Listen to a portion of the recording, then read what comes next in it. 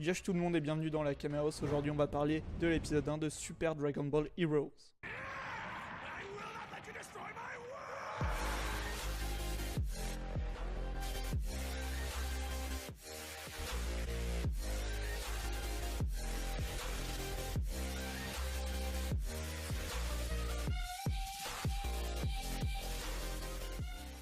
C'est un animé promotionnel pour l'instant, 2 épisodes ont été annoncés, on espère peut-être plus, ça pourrait faire court parce que si on combine comme les 2 épisodes ça ferait que 16 minutes, si on enlève l'opening c'est encore moins. On espère 3 voire 4 épisodes mais ça on n'en sait rien pour l'instant. Au niveau de l'opening, on retrouve un opening totalement inédit au niveau de l'animation et du dessin qu'on ne retrouve pas sur la borne d'arcade. Niveau musique, c'est exactement la même que l'Universe Mission 3, c'est un opening simple et efficace, bien animé et fidèle à l'univers étendu de Dragon Ball.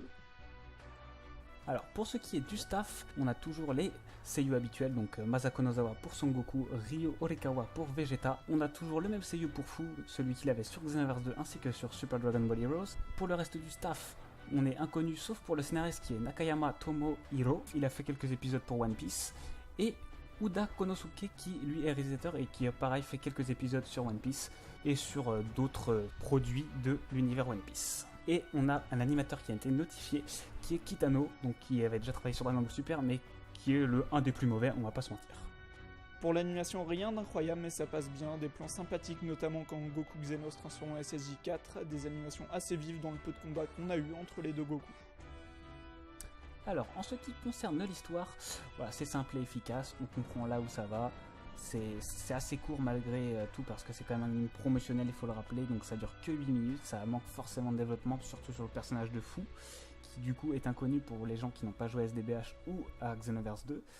mais après voilà, ça reste quelque chose de simple, Trunks est emmené sur les planètes prison, Goku et Vegeta vont le sauver, ça va pas plus loin.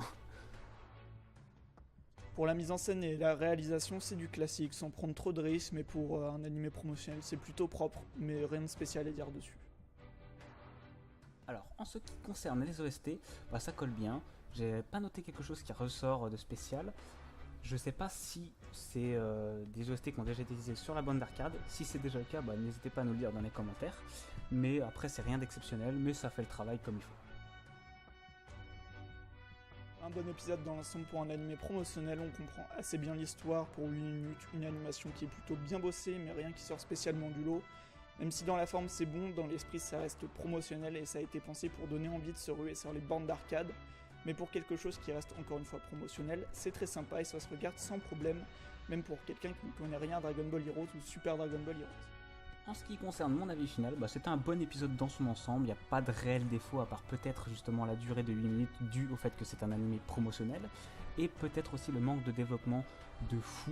ou peut-être d'autres futurs persos à venir qu'on a vu à la fin, notamment le Saiyan maléfique, qui se nomme Kumber ou Kamba en japonais. On espère que cette review vous a plu et on se retrouve une prochaine fois à la Caméos.